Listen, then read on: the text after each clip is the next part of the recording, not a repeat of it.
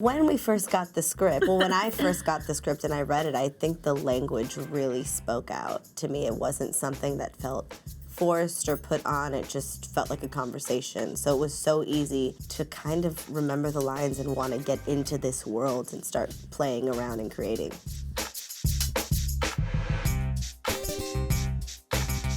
As a Latina actress in Hollywood, it was, girl, you don't have to have an accent to come do this audition.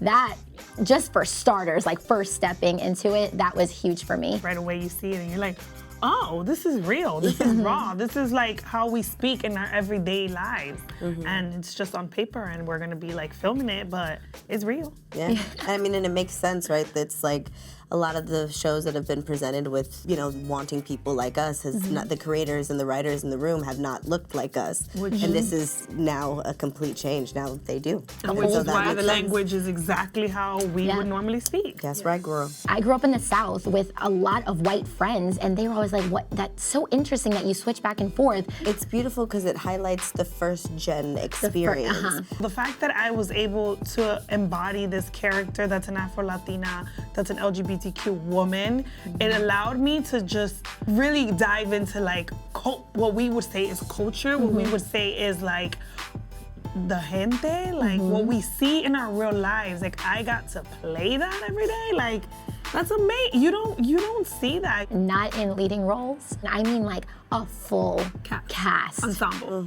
Yeah, in that position. So that is pretty awesome. And it's awesome to show how well-rounded every character is. A lot of the times you see Latinx representation on TV and either we're over-sexualized or we're the virgin or we're this. We're so one-dimensional, and you show that, like, you know, there's steamy scenes with all of us included, and yeah, we'll still tear a mother sucker down and let y'all know what our community is about and how empowered we are in our bra and panties, you know what I mean?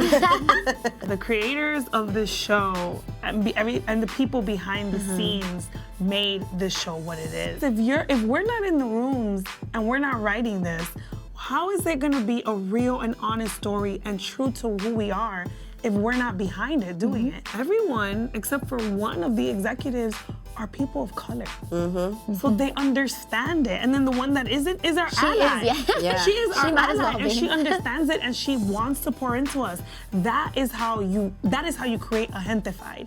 It's having the right people behind the scenes. It's having the creators taking your chances on two brown creators that really have never done something, and they're like, trust me, this is real, this is honest, this is good.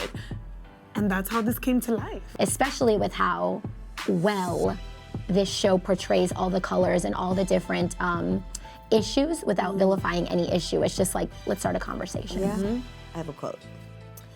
If you are looking for comfort, you won't find the truth. If you're looking for truth, you may find comfort. I think that's what's being explored here, is a truth.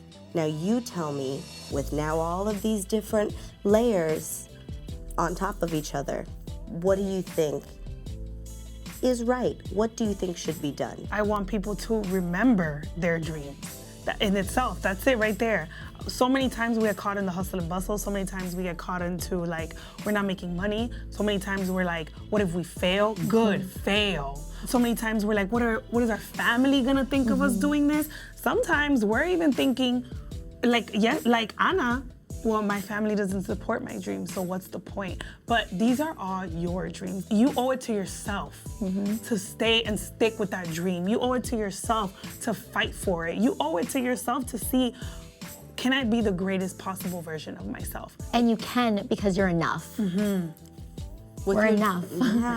Like, we deserve those positions. We can reach for those positions, and I feel like, kind of like what you were saying, those generations that have come before us, they're just trying to survive, and you know, then they're like, can we even do this? Are we enough to? Yes.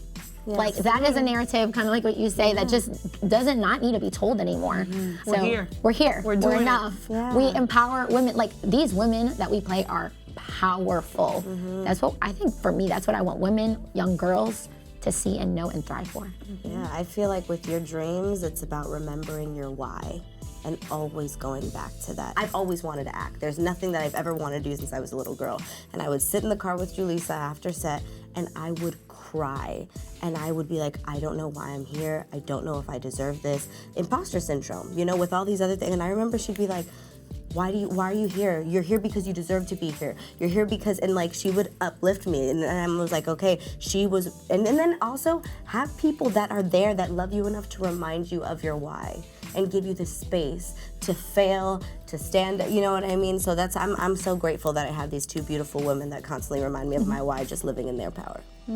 We need to keep just telling these stories without apologizing or without asking for permission. Just do it. Yeah. And I think slowly, it's not a quick pace, slowly but surely, the industry is opening up. But that's what I was gonna say. Yeah. I think the next step is not just the Latinos. I think the next step is the gatekeepers. It's the executives, and who's mostly at the top when it comes to executive? White men, right? I think they need to understand that our communities are going to watch. We're 40% of the market that go watch movies. People will pay for it. Yeah. Put us in your stuff. Gentefied is going to give every little brown and black kid hope to say, I can make that. I can make the next Gentefied. And that's moving forward, that's pushing the needle forward, that's allowing us to say, we are here, we've been here, and we ain't going nowhere. Eso.